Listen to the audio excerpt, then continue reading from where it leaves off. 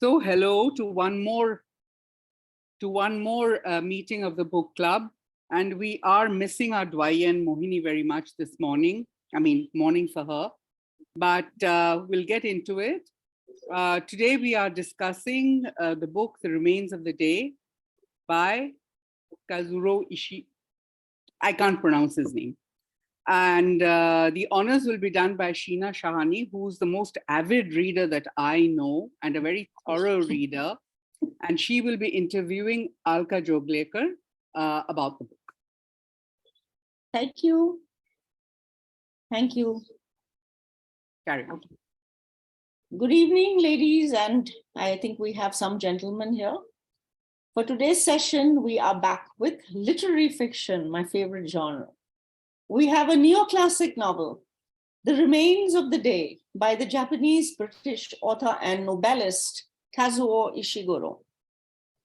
I had read The Remains of the Day shortly after it won the Booker Prize way back in 1989. And then I also saw the film based on the book, the Merchant Ivory production, I think it was, released in 1992. It had an ensemble cast with stellar and thespian actors from Anthony Hopkins and Emma Thompson in the lead roles, together with James Fox and Christopher Reeve and so many others. For me, this was one movie which was as good as, if not better than, the book on which it was based. It is available on Netflix if anybody wants to catch it. Someone once told me that Booker judges select a book which you read not just once, but which you can revisit at a later time. In other words, that book should be a keeper and a collectible. Our presenter today, Alka Joglekar, has read The Remains of the Day, not just once, not just twice, but 4 times. And then she has done the audiobook and the movie as well a couple of times. So what is so special about The Remains of the Day, and why is it so close to her heart? I'll let Alka Joglekar tell you about it in due course. But first, a bit about our presenter today.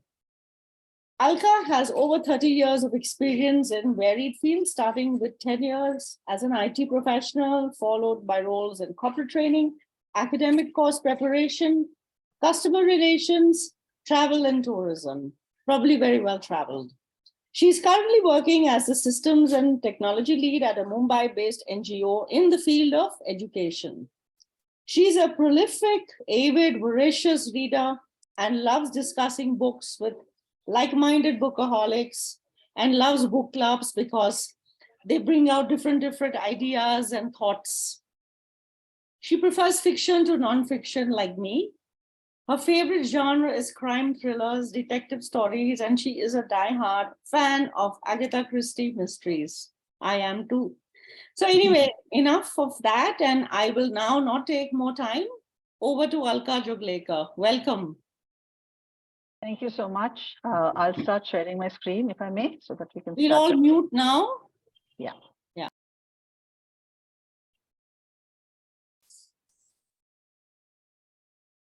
Okay, good evening, and thank you all very much for being here.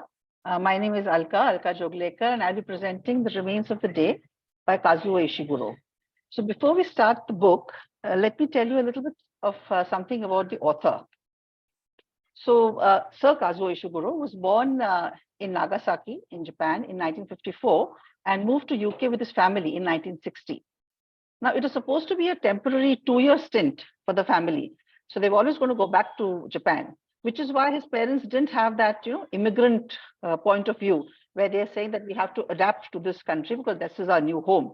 So they had a very Japanese outlook. They had a very Japanese upbringing for Kazuo and his siblings, because they wanted to retain his Japanese values so that when they go back to Japan, he would not be much of a misfit.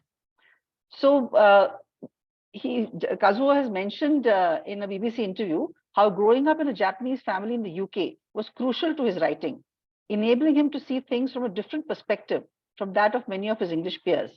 Maybe that is the reason why the first 2 of his books are in a Japanese setting. Eventually, of course, he and his family did settle down in the UK, and Ishiguro finally went back to Japan only after 30 years in 1989.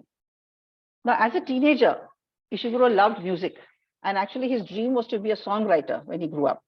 After finishing school, he took a gap year, roamed around the US, roamed around Canada, came back to the UK, and had varied jobs as a grouse beater in Scotland, as a musician, as a lyric writer, and as a social worker, where he actually met and married his wife, Lorna McDougall, in 1986.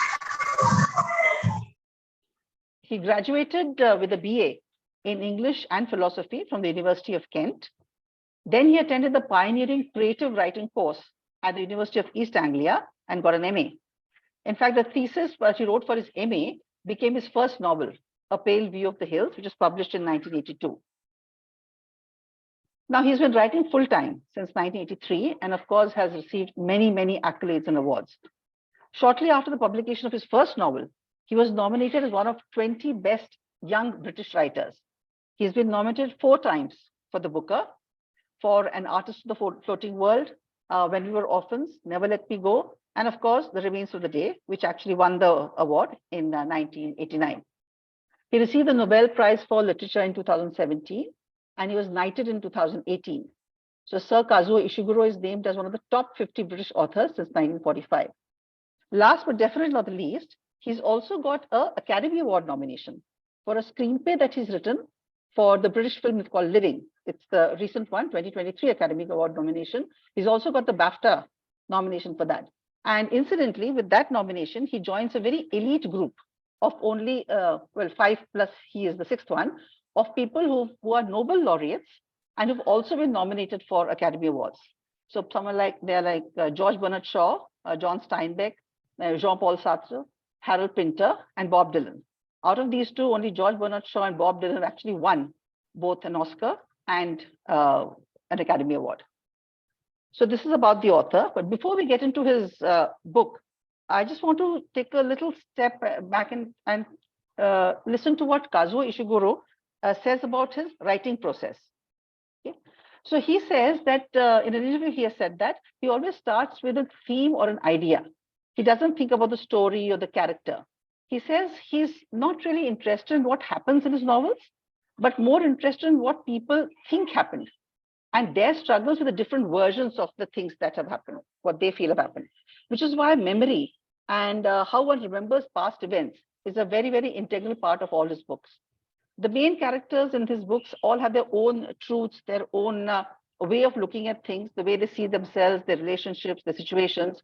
And this way of seeing can be something which is dramatically different from what others see them, from how others see them.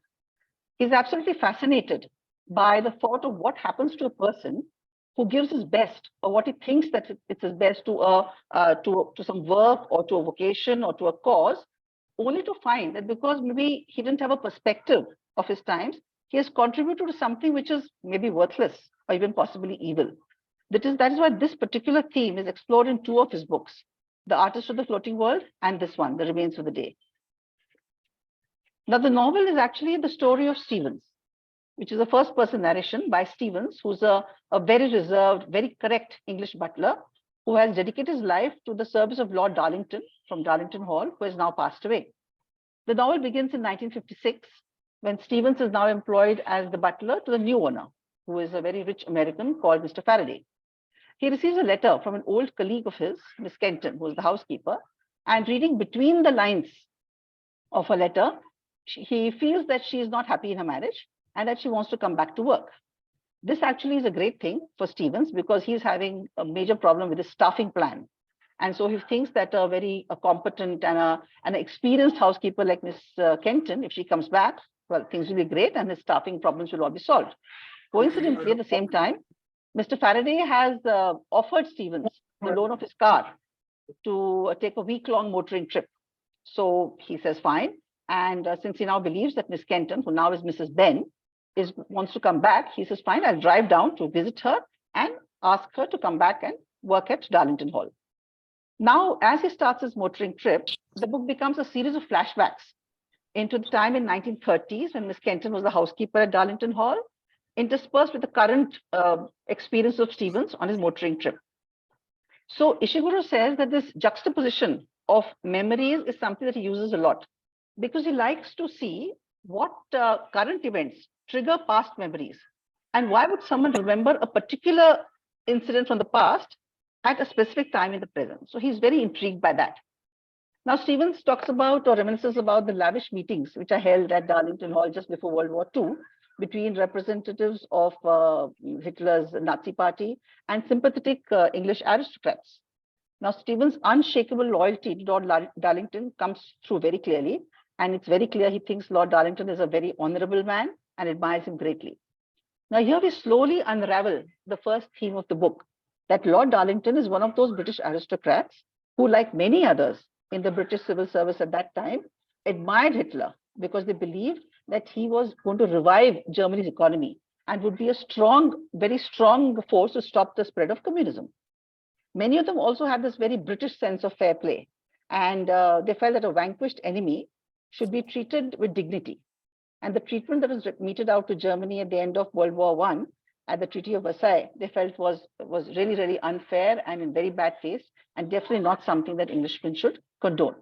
Now, this fact that Lord Darlington is a Nazi sympathizer is something which is trademark Ishiguro. You know, events tend to unfold within the narrative to reveal something unexpected and dark that comes as a shock. Like in this book, we realize that Lord Darlington is actually a Nazi sympathizer.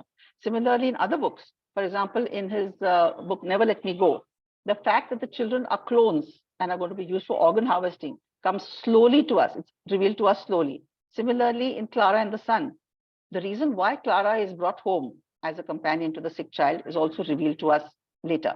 Okay?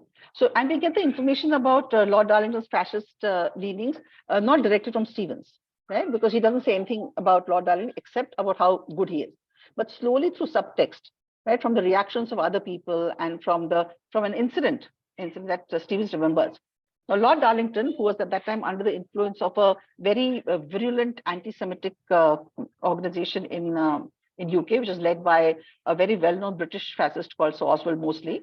So he had said, Lord Darlington was under his influence, and he said that we cannot have any Jewish staff in my house.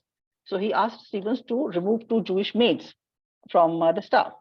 Stevens, of course, went to Miss Kenton and told her that she has to do that. Miss Kenton is completely distressed and what she's asked to do because she thinks it's wrong. And she seems to be even more distressed because Stevens seems to be taking it in stride. So eventually the maids are, of course, dismissed because that's what Lord Darlington wants. And later on, when Lord Darlington is out of the influence of the anti-Semitic party and he regrets that, he asks Stevens about the maids. So Stevens tells Miss Kenton that, see, Lord Darlington now is regretting it and he feels bad about it. And so did I at that time. So Mr. Kenton says that, why didn't you tell me that you were feeling bad? Because you would have been a big support to me at that time. He has no answer. But we know why he didn't say that. It's because as a perfect butler, he has to follow his master's lead. Whatever, he cannot have any thoughts of his own. You know, whatever Lord Darlington feels is what Stevens just agrees blindly. So when he sacks the maid, Stevens accepts that. And when Lord Darlington regrets it, only then can Stevens say that, okay, yes, I regret it too. So we learn about this other side of Lord Darlington, about his Nazi leanings from the American, Mr. Lewis, who is also attending these meetings with the British, the French, and the German delegates, and from Mr. Cardinal, who is Lord Darlington's godson. They talk about the naivety of Lord Darlington, about how he is being manipulated by the canny Nazis, how he believes that everyone behaves in the same gentlemanly manner, or he expects everyone to behave in the same gentlemanly manner that he does, and how he's still living in a very older, civilized world where, you know, which is nothing like the new, modern, cutthroat political world. Now, Ishiguro writes in the first person. I think except for one book of his, almost all of them are written in the first person narrative. And even though it is Stevens who's relating the events, we as readers understand the sadness or the emptiness of Stevens' life much before he does. So Stevens is an unreliable narrator because what he says in his first person narration does not really tell us how he feels, because his entire life is a suppression and an evasion of the truth that he doesn't really want to face. In his narrative, Stevens is concerned to give the reader his own very convenient version of events, but the subtext that he tries to suppress becomes increasingly visible. And that is what is so skillful about Ishiguro's writing. I mean, can you imagine? It's a first person narrative. The person is talking something, but we as readers are able to get that what he's talking is this and what is underlying. We're able to get that. So I think this is one of the masterful things which Ishiguro does. Now, Stevens believes that his own standing as a professional is derived from loyally serving someone with Lord Darlington's integrity and moral worth. But when Lord Darlington is disgraced, then Stevens is forced to accept the fact that, his employer's disgrace also destroys his own claim to greatness. So, in fact, what is very telling is as he travels through the countryside, and even earlier, when he's talking to some guests of Mr. Faraday, he disowns Lord Darlington. So he pretends he doesn't know him, maybe as a ploy to protect his own self-image. So he says if he doesn't know Lord Darlington, then his Nazi things or his disgrace will not affect him. So Stevens, a lot of time and words in this book is devoted to dignity. So what Stevens believes at the one quality that separates an average butler from a great butler is dignity. So his definition of what he calls dignity is very telling. And he explains a lot about what happens in his personal life. It is the ability, he says, not to abandon the professional being he inhabits. So he says, and I quote, "They wear their professionalism as a decent gentleman will wear his suit." When he talks to a doctor he meets on his trip, he explains dignity as not removing one's clothes in public. So Stevens, who considers dignity as the ultimate quality for a butler, talks about it as a covering for his inner self. He doesn't allow anyone to see him as himself because he thinks that will make him lose his dignity. So he becomes a kind of a monster of the stiff upper lip and the emotional restraint. So Stevens is always Stevens the butler, never Stevens the man, and definitely never Stevens the lover. So while motoring, another thing which is a very interesting thing which he says is that while motoring through the countryside, he stops at a great view, beautiful rolling hills and fields, etc. And he says that the greatness of the landscape stems from its restraint and its lack of demonstrativeness. So this is a metaphor for Stevens himself, actually, because he equates being a great butler to being restrained and hiding his emotions in much the same way that the English landscape is unobtrusive and quiet. The truth that Stevens is trying not to face is that both in a personal and professional sense, he has wasted his life. He has sacrificed all chance of happiness with Miss Kenton to devote himself to his employer, Lord Darlington, a man who eventually turned out to be a Nazi sympathizer. So this brings us to the second fact which is revealed here, is that Stevens and Miss Kenton had feelings for each other. And even when Miss Kenton was trying to draw close to him, Stevens, as a dry, reserved butler, never yielded. There's a very interesting story that Stevens himself shares with us. In fact, the image on the screen right now that you see is the scene as was picturized in the movie. So Stevens tells us that he was sitting alone in his parlor, having a me time and reading a book, when Miss Kenton comes in unannounced and asks him what he's reading. So Stevens says, "Well, it's personal, so just don't bother me." She insists. She says, "No, tell me what you're reading. Tell me what you're reading." And eventually, the more Stevens refused, the more insistent she becomes. And eventually, she comes close to him and pries his hands open from the book and sees the book. Now, at that time, when she comes close to him, when she was insisting what the book was, Stevens, as the narrator, describes how the atmosphere between the two of them suddenly changes. And I quote this: "Suddenly, the atmosphere underwent a peculiar change, almost as though the two of us had been suddenly thrust onto some other plane of being altogether. All I can say is that everything around us became very still in this instant." Now, while reading this, what do we feel? We feel that, well, something is happening for sure, some very crackling chemistry that is going on. But what happens in the book after that? In a single sentence after that, Stevens tells us he showed Miss Kenton out of the door and the episode ended. Nothing about what he felt, nothing. In fact, he doesn't speak about this peculiar atmosphere at all. Instead, in the most matter-of-fact manner, what he tells us is that the romance novel he was reading and why he was reading it and why he reads it to improve his English, etc., etc. So we can see that something has happened, but Stevens has this wall of professionals around him that Miss Kenton just cannot break.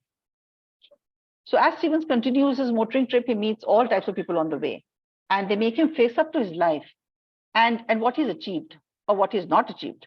It's only at the end of his trip that Stevens muses over lost opportunities, both with Miss Kenton and regarding the decades of selfless service which he has given to Lord Darlington, who may not really have been worthy of all that loyalty and unquestioning belief that he had in him. He's forced to face up to his relationship with Miss Kenton. She says that she didn't really love her husband when she married him, and she wonders about what kind of life she might have had with Stevens instead. At that point in the book, Stevens says, and I'm quoting, "At that moment, my heart was breaking." This to me is one of the most poignant lines in the book, because this is the only time I think when Stevens is really saying what he feels. No other time has he actually said that. Of course, it's too late now, and true to form, he just says goodbye to Miss Kenton very professionally, goes off on his way. He spends that evening at a pier, waiting for the lights to come on, and meets a guy who happens to be a butler at a much smaller establishment than Darlington Hall.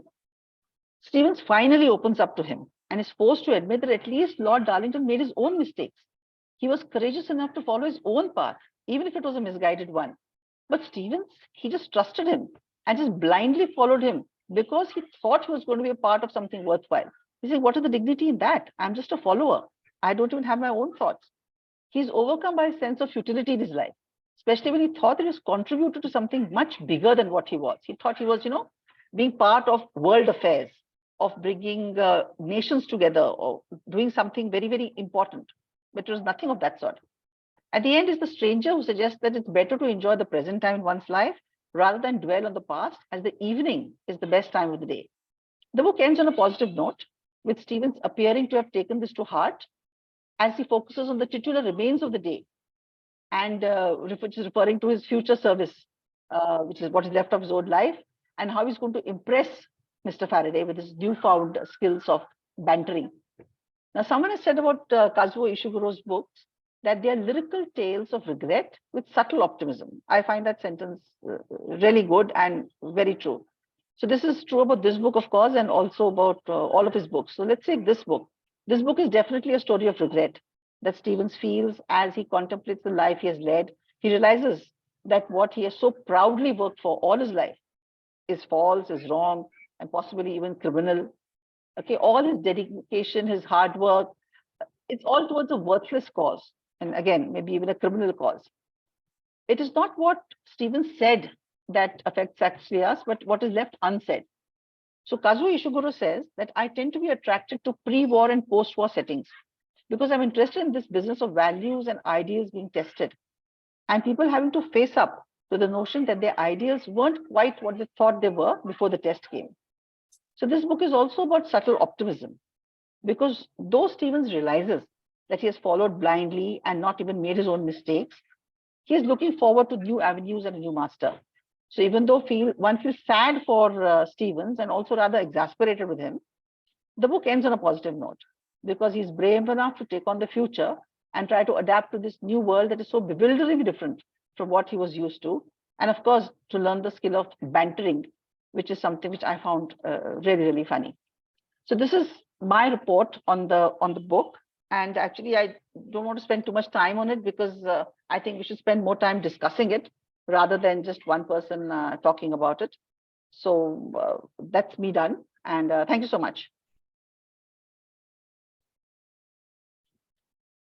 Thank you, Alka. That was very nice and very succinctly put. And I must say, I love the way you were talking about the book, but you brought in stills from the movie, in effect, combining. Yeah. Because Jeannie said earlier that she found the movie very different from the book. So I like the way you combined. So I think that you thought that the movie was faithful to the book. Yeah, in fact, I know I talked to you, Sheena, about this. I belong to another book club where we had one session on which we discussed whether movies were either the same, as good as the book, or maybe sometimes even better than the book. So there were only, I think, 2 or 3 movies which I could think of, which were equal, if not better than the book. One was, of course, Remains of the Day.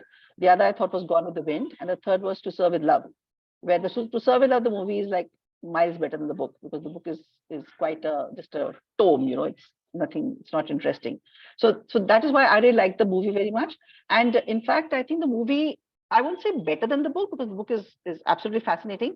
But I think because it was Anthony Hopkins and Emma Watson, they bring a little extra something, because in the book you're reading, whereas here you are actually listening as well as seeing. So, you get that little bit extra something. So when, for example, one of the scenes of one of the places in the book where Stevens knows that Miss Kettle is crying inside the room, right? You read about it, so you know what it's like. But in the movie, when you see Anthony Hopkins standing in front of the door and you see his face, you really see the tussle which is going on inside him. So I think that is what makes the book, the movie pretty good. And in fact, Kazuo Ishiguro has said in one of his interviews, so someone said that, what did you feel like when you saw the movie? So he said, well, initially when the first time somebody said it is Merchant Ivory's Remains of the Day, I felt what is happening here. But then he said, I came to think of it as we are cousins. Like Kazuo Ishiguro's Remains of the Day is a cousin, a first cousin to Merchant Ivory's Remains of the Day, and we get along quite well, I think. So that's what he said. So he also quite agrees with the. It's a fantastic movie anyway. Just unlucky enough not to get any Oscars for that. Nominated for quite a few of them, but didn't get one. Yeah. So can I ask Virginia, what you found different? Or you said they were both very different. Well, I felt that in the book, you really got to know him very, very well. Yeah. Better than you did in the movie.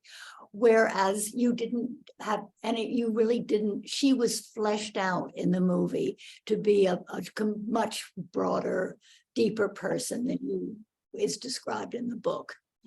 And so it's 2 different things. I mean, I don't think one is better than the other, and I was just fascinated when I reread the book about the social comments of his feeling about class and his role.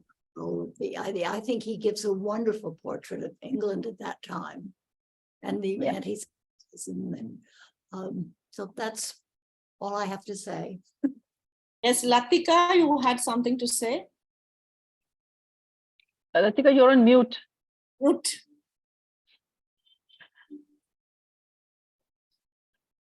Okay. Okay now. Yeah, I have to confess that I haven't read the book. So what I'm saying is only on the basis of the film that I've seen. I found this is a film based on character rather than on plot or theme. It's really Stevens who is at the center, at the heart of the book. We know he's looking back and going back 30 or 20 years to see how Darlington Hall was then and how it is now. But he's not narrating as such, not in the movie. Now, what I found was that as a film where the character of the person is at the core, it is subtle, but my God, I wanted to scream at the end. Scream. For God's sake, say something. I mean, forever you're going to be reserved, correct, careful, restrained. You're the perfect butler. Does that make you the perfect butler? There's no human touch to you. Not that there isn't, even when that particular picture that you showed, where she's trying to extract the book from him, you can see his eyes, and his eyes are very telling. Sometimes even his body language, sometimes even when he withholds any reaction, you can say that he wants to say, but he does not say. I got so mad with him at the end. I said, for God's sake, make yourself a little human, I felt that. So I don't know whether he becomes the perfect man by withholding himself, constantly saying, you're very kind to do this, sir. Sir, I have no recollection of that. I was too busy serving. How can you be that way? You don't want to participate in life at all because you think that is correct? Are you really seeking admiration and getting it for being the way you are? I don't know. So I got mad, but it is a way of bringing out a character. It's not the way I want a character to be, because I want a character to have emotions, and the emotions must come out somewhere or the other. These are withheld for the sake of being the perfect butler. So I don't know. I mean, his body language is sometimes, even when he withholds. So I think the story doesn't have too much. One main thing is that meeting in Darlington Hall, where Darlington gets the Germans over to see whether there can be any kind of understanding. Otherwise, it's a series of, the father of Stephen, for instance. It's a series of small encounters. Who is the man who asks him questions, says, sit down, talk to me. He's a journalist or something. Mr. Cardinal, he's Lord Darlington's godson. He's the one who's trying to tell him that, say something to him, because say something. He won't. He will not. Now, why these reservations? Does he think that is improper? That it will, he might be kicked out of his job? Whatever the reason, it does not make him a likable character. And yet, he has. This is a subtlety of a characterization. He has the emotions in him. He likes or loves Kenton. But can't say it. What is wrong in saying it? No, a butler doesn't say it. Then you get mad with him. So you have to keep up sanity intact, actually. But in fact, the thing is, as you said, that's his persona. In fact, that's the way he's supposed to be. In fact, even if you read the book, in a couple of places, someone else asks him, when his father has died, someone else, he's totally correct and proper, because there's a party in the house, so he has to be there. He says, someone else, are you all right, Mr. Stevens? Are you okay? Is there something wrong? You don't look well. Because he's not well. He's showing it. He's crying. But he doesn't say that he's crying, because he can't do that. That will show a chink in his armor. Even later on, right at the end, and when he's sitting with the stranger in the pier, that stranger tells him, don't worry, here, take my hanky. Because Stevens is crying, but he doesn't say he's crying. Yeah, so I think there's something wrong with himself about his own role and about his, whether he that's should. The whole point, yeah. Like when his father is dying and he has to serve people, for him, serving people is far more important than a person. And even those who are served by him will say, for God's sake, look after your father. But no, not for him. So eventually you get really upset with him. So that's the point, that's the theme that it's always, as he says, that's the theme that he's exploring, that someone is so dedicated and so completely into his what he thinks is his vocation, his work, to the extent everything else. Is that worthwhile? A false notion of dedication also. If you have a child who's dying, you're still going to serve your master while the child is dying. So that's the way the character is. So it's a book of character for me. He's trapped in his own, image of what he should be. Yeah. Just trapped. Exactly. That's the whole part. There are a lot of other movie themes like that as well. There are. I mean, I can't recall straight off, but I remember there are people like this. There are people like this in real life. Yes, of course. Yeah. If I may say something. Yes. Oh, nice. Yeah. It's also linked up with the times in which the setting. The 30s, where that kind of devotion was an expected thing. So it's not that I know it makes Latika mad and all that, but the fact is that is the kind of traditional butler was, And we had those kind of servants also going back to half a century. If you go back to your grandparents' world, Alka, you will know that kind of devotion, that they kept their families totally in the village and they came and served their masters absolutely loyally. So that was a different world, actually. So I loved the movie. I'd read the book some time back, but I saw the movie maybe a month or two back on Netflix, and I thoroughly enjoyed the movie. Yeah. And the book came alive because of the movie. I'm so glad. It was a lovely experience. Yeah. Thank you, Alka. You did a very good job. Thank you. The thing with Stevens in the book, you can correct me, Alka, but my impression is that at times he's okay, but at times he's very bombastic. He's very pompous. And then he tells you that the British butlers are the best in the world. There's a line there. Yes. Like Great Britain, you are great because you don't say that you're great. You don't have to say that. It's there in the landscape, So there are times when he's very pompous. But that is also one of the traits that he's cultivating. Why does he read romance novels? Because of the English. Now, what he says is his father, though a very good butler, and Stevens admires his father, he says when his father was the butler, at that time, the fact that you knew good English or you're able to speak well was not an important criteria. So his father's accent, etc., was not that great. But in Stevens' times, he said a good butler must know how to speak well, which is why he uses those bombastic terms, because that is the way he's supposed to speak. The butler is supposed to say that. He can't say, I don't know. He's supposed to say, I am not aware of this. And that is the thing. Yeah, and they're supposed to have general knowledge and everything. So everything that Stevens does is all towards the goal of being the perfect butler. That's all he's doing. That's all he's doing. So in fact, the reason in one of the interviews, which she said, someone asked Mr. Ishiguro that, so why did you write about a butler? So he said, I didn't really start writing about a butler. I want to write about this theme, about how a person dedicates his life to some particular cause and in the end finds out that that cause has been worthless. So what happens to his life? That is the theme he wants to explore. And he said why he chose a butler is because he said a butler is someone who answers to a master. And in some way, all of us are butlers. We all answer to someone, in our jobs, in our families, in our wherever. So there's someone who we answerable to. So that is why he said I took a butler as someone in the English countryside, because that's something which people know about. English countryside is something which is there. And he says that. He said, and Stevens said that only Englishmen can be butlers because they are the only ones who have that restraint. So that's a good quality for him. You can't have an Italian butler, right? Because their emotions are all over the place. You cannot have that. So Italian countryside is not a beautiful one. It's the English countryside because it is restrained and quiet. In many of his just 1 minute. So some of the personality traits you've been bringing out is also what is commonly understood as quintessentially English. English, exactly. Yeah. Yes.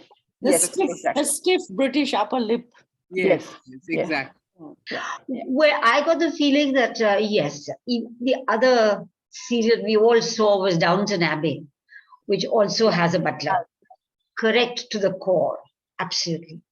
But the man falls in love and he tells the woman, I love you, and he finally marries her. Here, even that is not allowed. So, that's why I felt that doesn't have to be so correct to that degree that you're not like a robot finally. Because, there's a part in the book, I have just read quarter of the book so far, but there's a part in the book where he says that he lost staff because he had 18 or 17 people under him as a butler.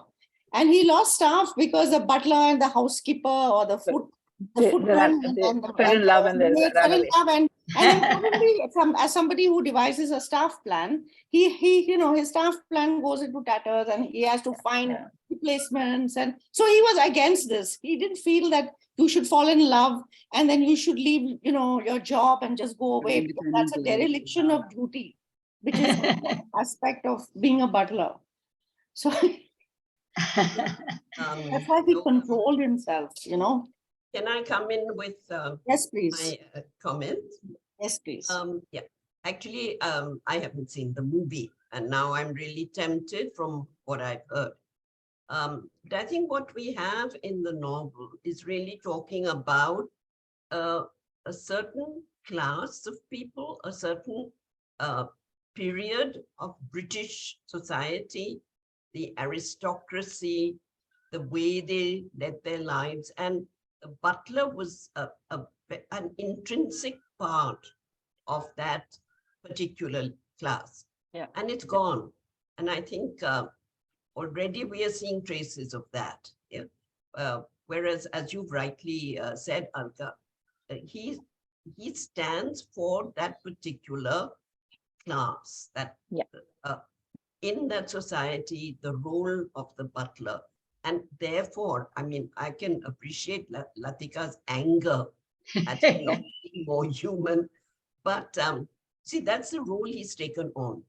And this whole, the way he talks about the debates they had when there were many guests and all their butlers were there, of, what it makes the perfect butler and who is, and he rolls off all these names of Mr. So-and-so who was, really looked up to and pitied. So it's creating this. So it's like Mhm. he cannot be human.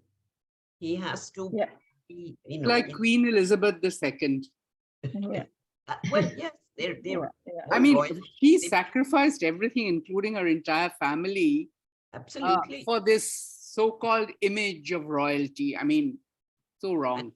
That's what they expect. Even Me now, too. I think, Yeah. though things Yeah, have but she had a unique opportunity to bring in change and modernize and come up to date, which is what a lot of the royalty houses in Europe have done. Yeah.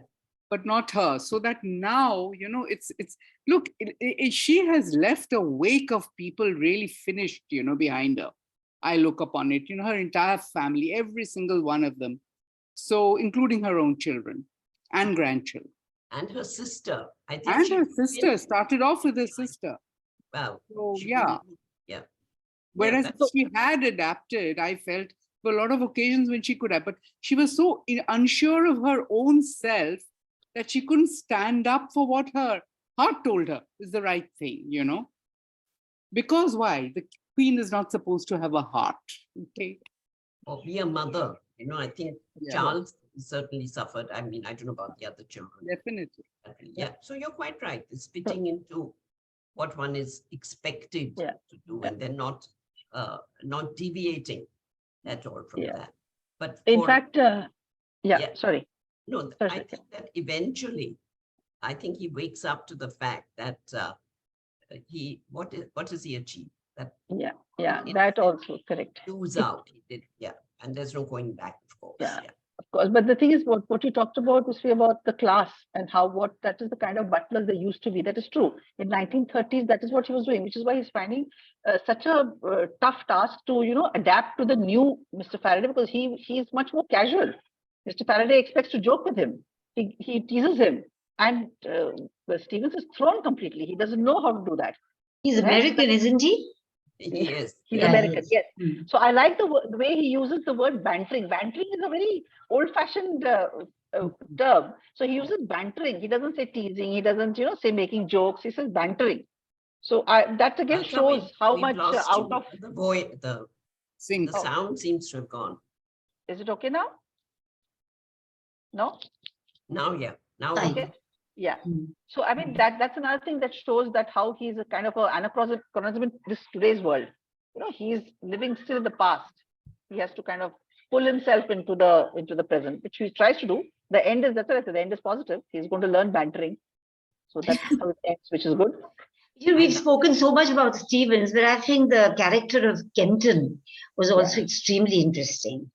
It was very well portrayed and very well acted also by Emma Thompson. Yeah. She was also perfect for those times, the way she was. She was more expressive than he was. She sometimes only suggested rather than saying it because she knew her place as someone second to him in the household. So it was very, very well done, her character. And she had strength in her. She had strength, inner strength, which sometimes I felt he lacked. Yeah. Good point. Very good point. Good point. Alka, I have a question. Why do you think that Miss Kenton did not declare her feelings to him? It was 1930s. Okay. That was not the time for a woman to declare her feeling. No, a And little again- bit, a hint or something. Well, she Oh, did. tell She them did what. try. She Okay. did try as much as she could. I mean, she kept giving him put flowers in his study. She kept trying to talk to him. She was kind of trying to make fun of him, and trying to She do also stood up to him. stood up to him. And when Yeah. they were having these cocoa meetings in the evening, and he stopped them, she tried very hard to get them back. She gave him ample chance to stop her from marrying Mr. Ben. She did all she Yes. could without, except for the last I was saying that, look, I love you and I want to marry you, which is not something which she could have said anyway. Yeah. It was out. In fact, that's what she said in the end. She says in the book that I never really thought I would finally get married and go.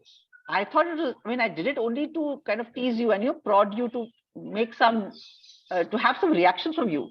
and he still didn't give a reaction. So then she had to marry, which is why she kept going away and breaking up with Mr. Ben, because she wasn't really into him. It's much later for now that she has a daughter and a granddaughter and things. Then that's the way it is going to be. So she's kind of made her peace. But in fact, in the last photograph which I showed you, which is in the scene from the book, that is when she tells him that I'll keep wondering what it might have been like if I had been with you, and the devastation on his face. And when and in the book, I mean, just that once matter of sentence, I felt my heart was breaking. Yeah. That really hits you because he's never said anything like that before, ever. So that really shows how much it's affected him. I just wondered whether in the film, Darlington Hall could have been made to come alive a little more, because the other household workers, were not shown. It was basically Stevens and Kenton. A little bit of the father, who eventually, has an attack. Then there's one couple which wants to marry and leave. But how does a household run? Who is he, who is he commanding? Who is he ordering? How is he organizing? That we didn't get the feel in the film. You're comparing it to Downton Abbey. Yeah. I'm not comparing it. Even without comparison, I feel that there was a certain emptiness on that side. But they had these big servant hall dinners where everybody was there on the table. So that is kind of shown in that, yes. See, again, I think Virginia was saying something about how the character of Stevens came out better in the movie, because in the book actually it's more of a monologue. In fact, Kazuo Ishiguro was wondering how they could turn it into a movie, because the book is actually just his internal thoughts. That's all it is.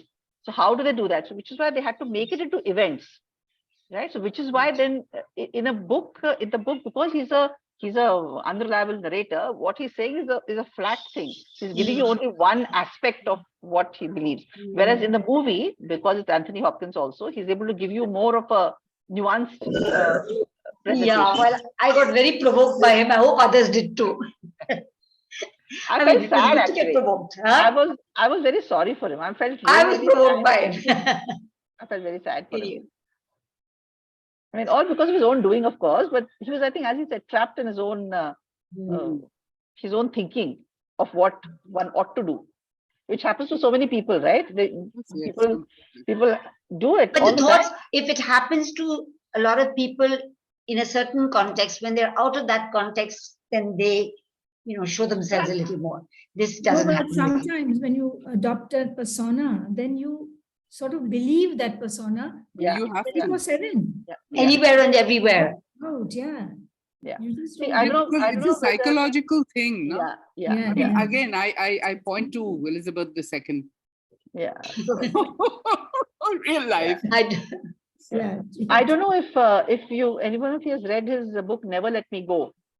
It is about it's a colony of children, youngsters, who are actually bred for organ trafficking, which we find out slowly later in the day. And there, the theme of that book, which he wanted to explore, again, as he said, he talks about themes.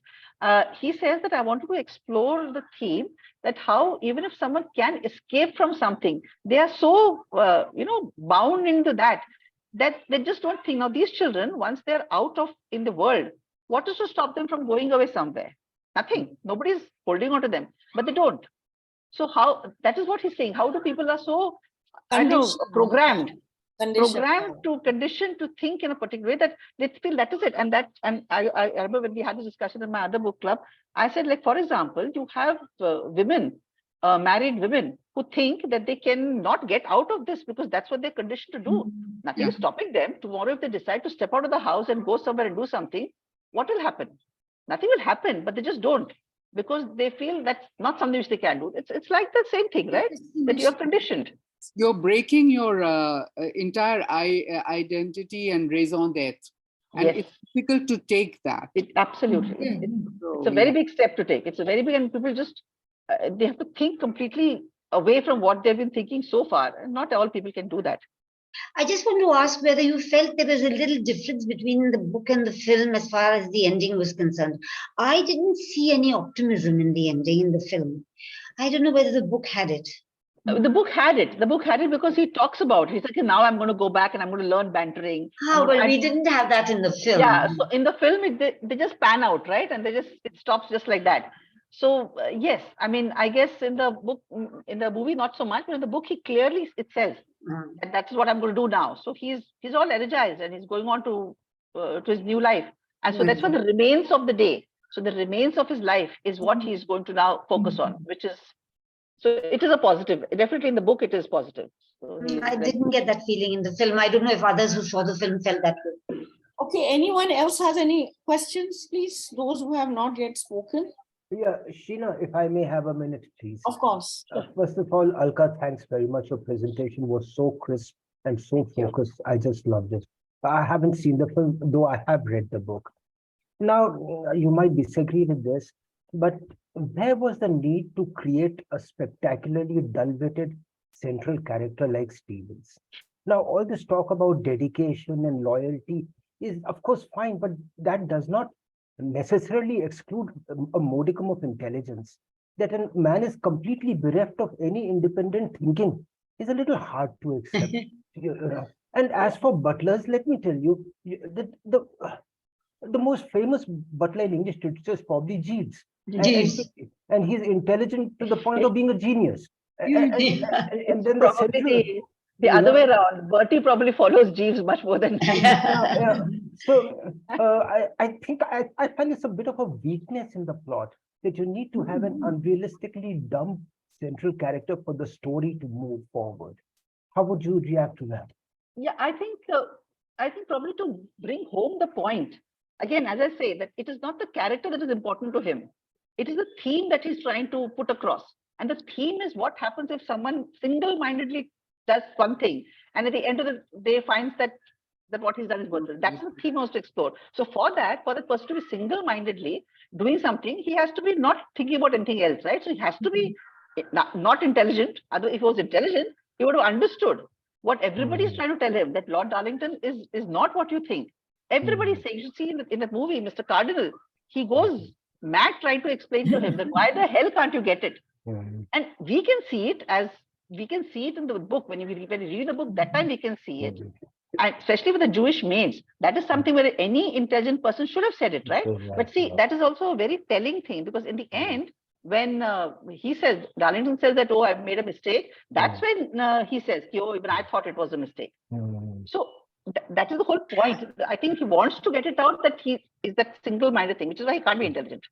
Alka, may I counter-argue a little bit by saying that you are presenting this book, you've read it, you've seen the film, you've read about the book, and you know that the theme is at the forefront, not the character. If I were reading the book, or if I've seen the film, and I don't know anything about Kazuo Ishiguro's idea of putting the theme at the forefront, and I'm just seeing the film, I will not say that I will say that why isn't this man having intelligence, as Mr. Saxena says? Why doesn't he speak up a little bit? I mean, is he going to be a coward all his life? That is what came to my mind. But I don't know about the theme. But then character who's not intelligent and is cowardly. Yes, okay, exactly. That's the whole it's okay to have that. The whole point. Also, so then it's a character. We are not thinking about the theme now. Now it's the character. No, Latika. By saying it's a character story. Yeah. But if you think about it, why you got so angry with him is again part of the theme, right? What's the theme? That he single-mindedly talked. That's what made you angry. So he is following the theme of the book. I think it's psychologically consistent completely. Yeah, absolutely. And that is what he wanted to.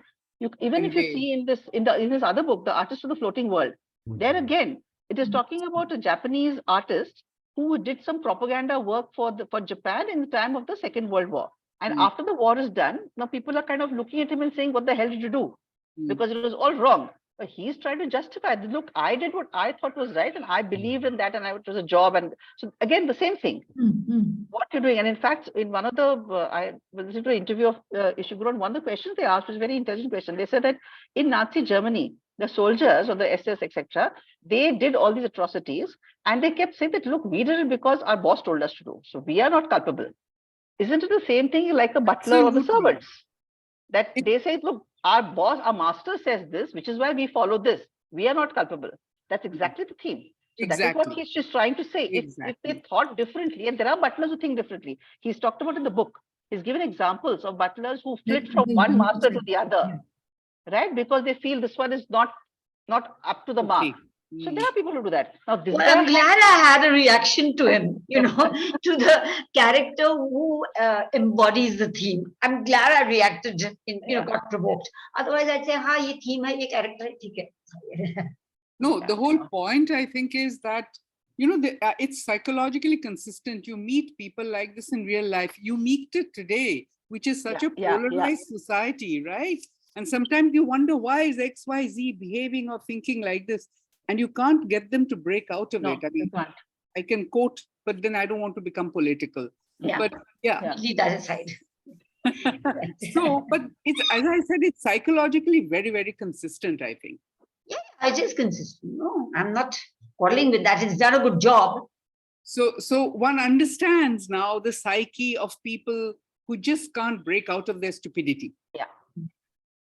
No, actually, I don't think it's stupidity. It's an unquestioning loyalty. Loyalty, unquestioning, yes, of He's fact. not stupid.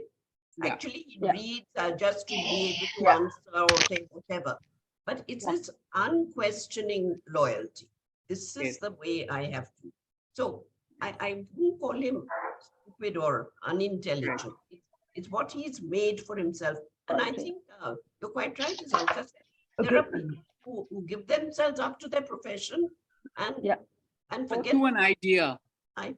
Or in an army, for example, the soldier obeys. He's not supposed to ask why. Why are you sending me there? Right? You tell me to go to the front. You tell me to shoot someone. So ask not to question why. There's no why. Yeah. So in one of the things which I found quite funny, in the movie also is quite funny, and so in the book, when Lord Darlington asks him to explain the birds and the bees to Mr. Cardinal, that I thought was really hilarious when he's trying very hard to explain it, and eventually he doesn't. So I thought that was quite funny. And then again, he does not question why. He doesn't question, why should I be the one to do this? Okay, just because he tells him to do it, he's doing it. So that was quite funny. And there was a very young looking Hugh Grant that I saw. It was quite interesting to see him as Mr. Cardinal. Now I'm interested in the movie. Yeah.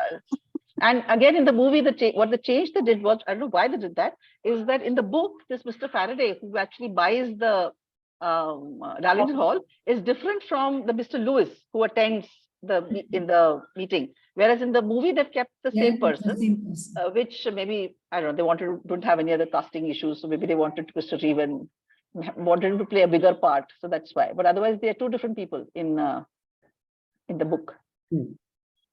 Any other questions for Alka? No, we shouted out. Okay, so thank you very much. Besides the larger than life character of this butler, any other questions or any other observations? I would just like to ask Alka because I haven't read the book, what his writing style is like. Oh, I'm a great fan of, he's my favorite author. He's got a wonderful style. And, as I was saying, what I like the most, again, as I said, they all are first person narratives. Despite that, and that I find is fascinating how he does it. Someone is talking to you, so you're listening to what he's saying, but you are also getting the undertones.